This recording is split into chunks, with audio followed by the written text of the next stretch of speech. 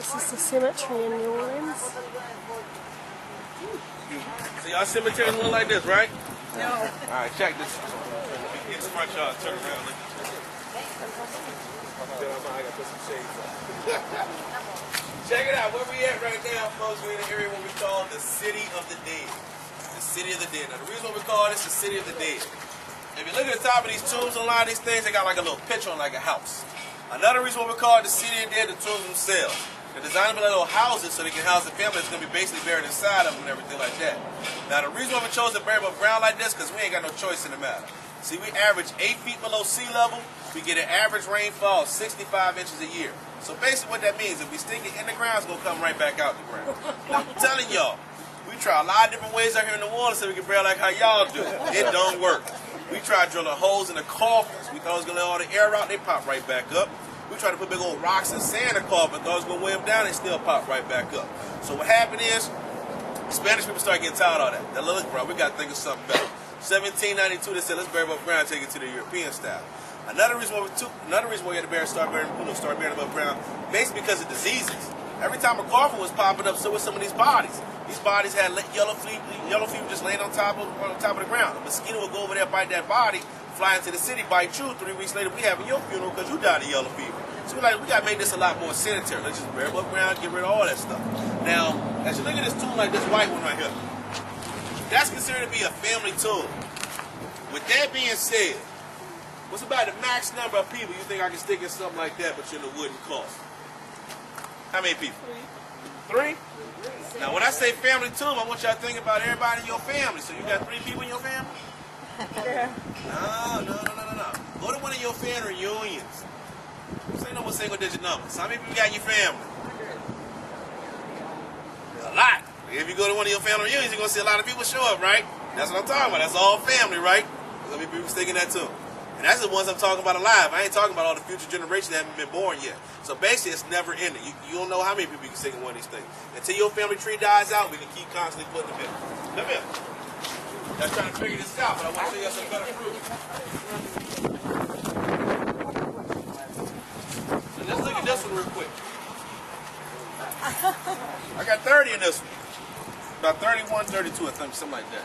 Now you're probably like, how you get all these people in there plus you in a coffin? Y'all got to be doing some cremation or something. No cremation going on with this. This is a majority Catholic city. Catholics ain't started believing in cremation until about 30 years ago. We've been doing this since 1792. How this works, when you're buried in a wooden coffin. When we stick in here, your body's actually going to decompose.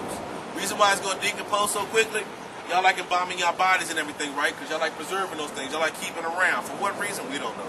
Out here in New Orleans, though, we're embalming our bodies too, but we just want you to stay around for about an extra week. See, we want everybody to come and check out the funeral, but once you get in this tomb, we need your body to start breaking down, literally.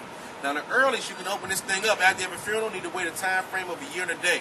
You want to wait that time frame because we had a bad case of yellow fever here in 1853. We try to make sure all this stuff is gone. That's why you got to wait that year. The day is because you're going to bury somebody on the anniversary of the last burial. We're going to try to get some respect, so you got to wait a day. But let's just say this one right here is my family tomb. Say if I was in this thing already.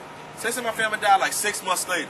Now with something like this one, this is a double decker. So if I'm on the top section, somebody died 6 months later, all we need to do is open the bottom section for him. But say if a person died a month after that guy. Now we're like in a little tricky situation getting things packed in. What we're going to do with that person, we're going to rent a mausoleum. We're going to let them sit in that mausoleum until somebody's year is up right here. Now once my time is up, dude from the back coming to the front. But this ain't going to catch on to get them in here because this is what they're going to do. They're going to bring that guy from the back, they're going to take this plate off. Once they take this plate off, there's a brick and mortar wall. What they're going to do is break the section just where I'm buried. Reach inside, pull my coffin out.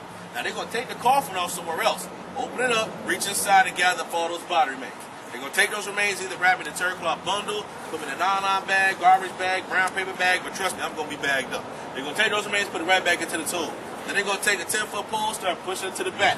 You never heard a term I wouldn't touch it with a 10-foot stick, 10-foot pole, the term he got shafted? That's where we get that from. So we get the man a shaft. Pushing those remains to the back of the tomb. Then you got to hold it back and drop to the bottom of the thing. Bottom of the thing starts from this step to the ground, little open space. I call it a compost pocket. That's what basically down there. But once your remains hit the bottom, they're going to take the other coffin, the other person, stick them up in there, seal it, wait for the next person in the family to die. So it's kind of like natural cremation when you get one of these things. Now, y'all might be looking at me right now since I explained this like, man, y'all are nasty. Y'all disrespecting the dead. But folks, you're dead. you ain't gonna feel nothing, you gone. But this is a real good way of burying if you think about it, because it's eco-friendly and it saves on gas. Now you're like, how is it eco-friendly? You can see right here, 30 people in this tomb. Bury 5 people y'all with, and see how much land it's gonna take up. So I call this a space saver. The reason why I say it saves on gas, how many like go and visit all your dead relatives? How many different cemeteries you gotta go to? One-stop shop, baby. 30 minutes with everybody, gone for the rest of the day. Buy one flower for the whole family, you good to go with us. You take the money I got.